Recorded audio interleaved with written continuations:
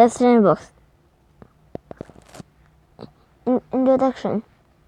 A long time has passed since the children have been on magic adventure. In fact, they have almost forgotten the last time the key glowed. Biff and Chip are now 10, Kip is 8, and Rima has started second day school.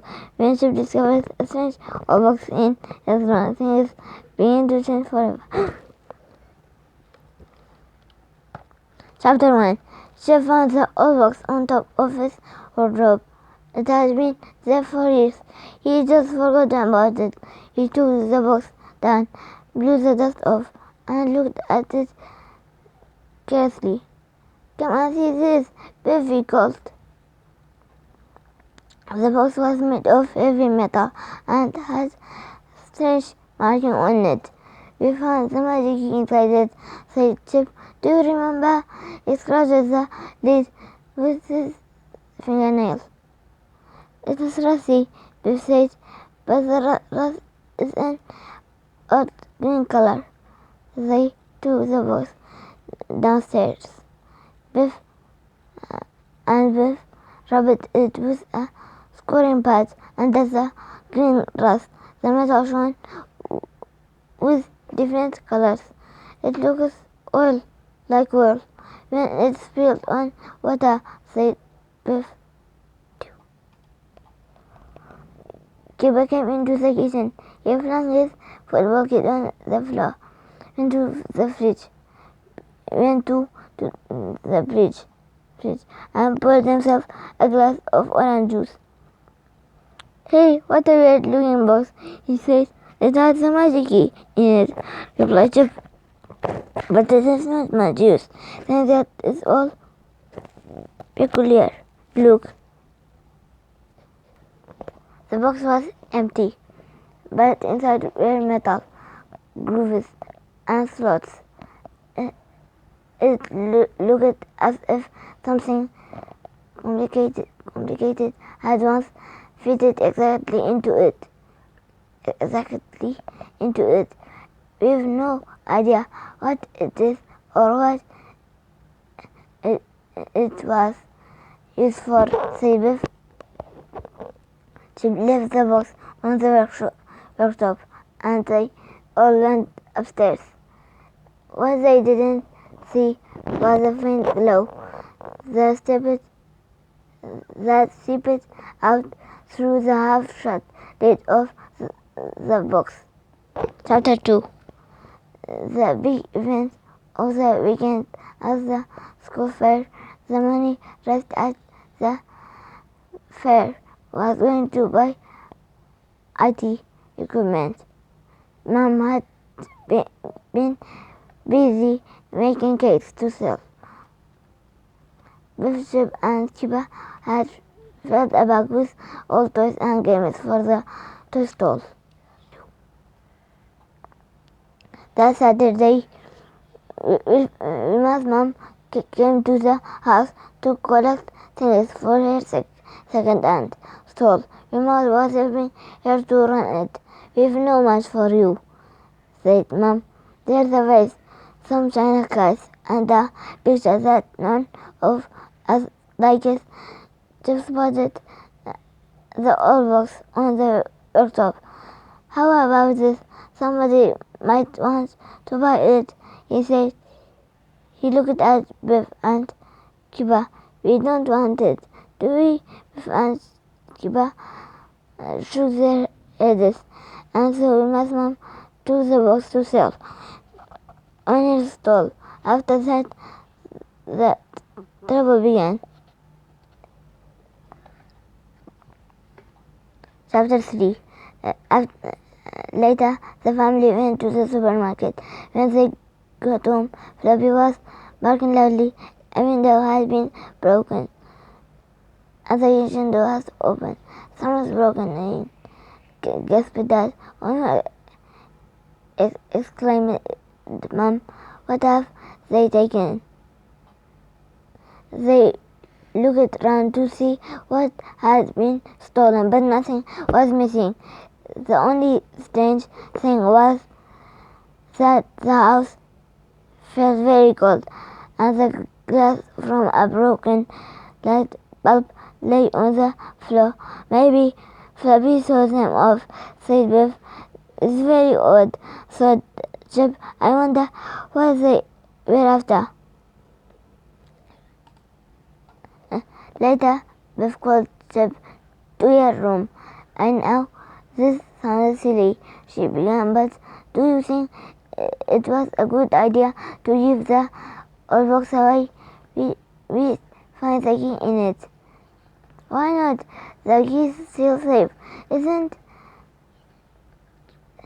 it? Biff opened a drawer where the key was hidden in a pair of old socks. Of course it is, she said. Chapter 4. Wilma found it strange to be back in her old school. Last year she had moved up to the secondary school. Now she was back helping her mom to run a stall at the school fair. She enjoyed setting up the stall. She put large objects at the back and small ones at the front. She had a surprise when she picked up the old box. It is really heavy, she said. In the end, she put the box next to a brass dish and the china cat. Wilma's mom was on a separate table. She was selling the more valuable items. Everyone was pleased to see Mrs. May at the fair. She had retired 2 years ago and had come back to open it. I want you all to spend lots of money, joked Miss May, and make this the best school fair ever. I now declare the fair open. People rushed to the stores to ready and to try and get a bargain on Wilma's stall. Many of items sold quickly, but nobody seemed interested in the old box. Then something strange happened. It felt as if an icy wind had blown through the hall. Then there was a loud pop. One of the street lights had exploded. Then the lights flickered and went dim. A power cut, someone groaned.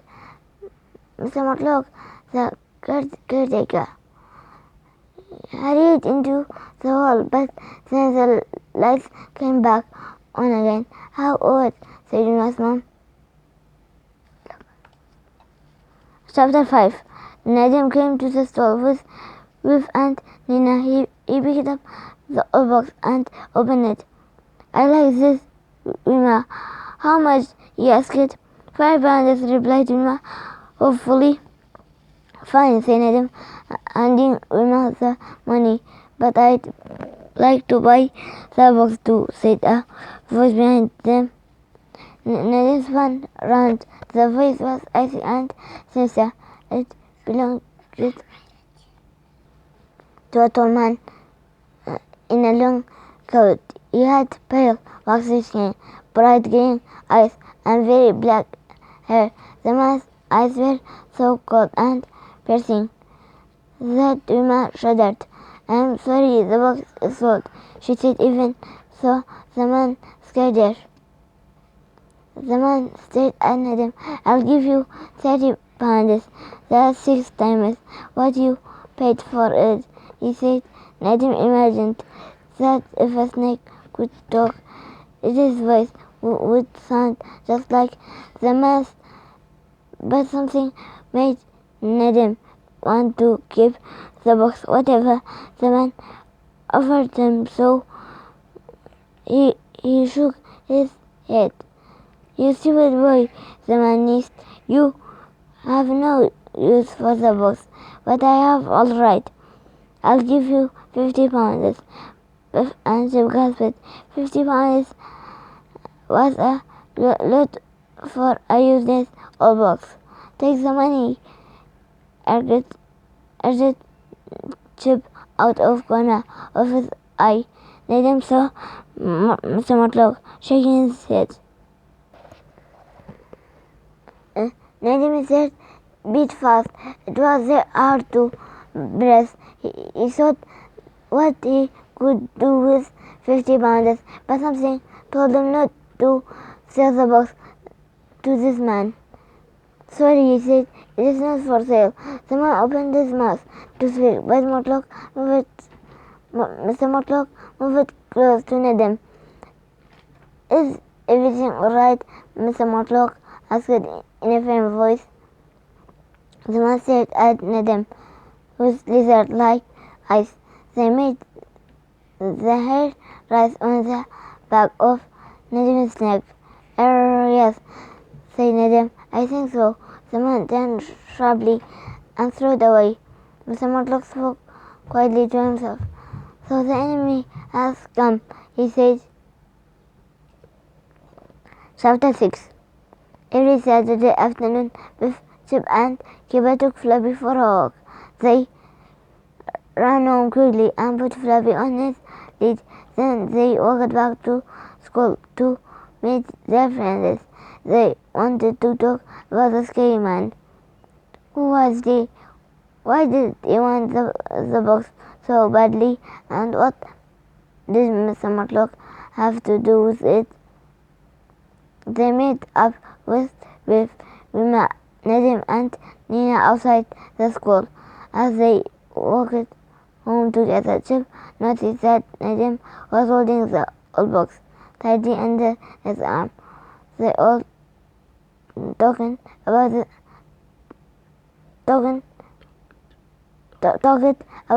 sister man who had come to the store. The thought of him made them shudder. That gentleman who wanted to buy that box, Wilma began. Chip cut in.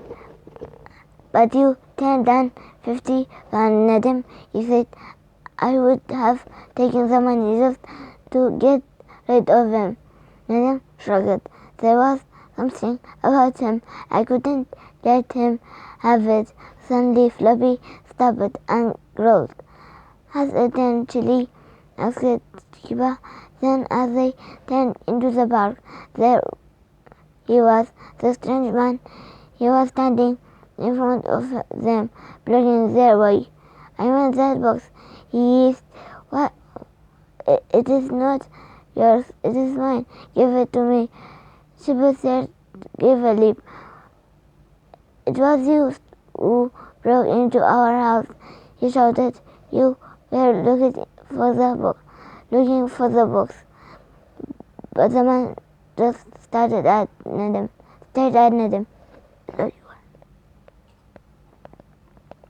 Needham felt he couldn't turn away from the gold gaze of the man's eye. He held the box out. The man's gloved hand reached out to take it. No, shouted Biff. She snatched the box away, just the gloved finger closed on it. The man lunged at her, but she threw the box back to Needham. Run, shouted Biff. They ran in a group. Needham in the middle with the box, and his arm as if from nowhere. The man was in front of them. That's impossible, gasped Biff. The man stretched out his arms as if he was pulling them towards him. Behind them came the sound of running footsteps. It was Mr. Matlock. He stood in front of the man and pointed something at him. There was a bright flash and a loud crackling sound. The man dissolved into a green flame that crackled and twisted into a serpent-like shape. Then, like a firework, The ship turned into sparks and tiny shards of flame. They shot into the air with a hiss and a whoosh. The time has come sooner than I wanted, shouted Mr. Mutlock. The enemy is there, but we still have the box. Run, all of you, run through the door. It was a shimmering his had risen in front of the trees. In the center of it was a blue door. It is a door in the landscape, gasped Chip. It's like the one in the Magic Key adventure. The door swung open. There was only one thing to do. They ran through it.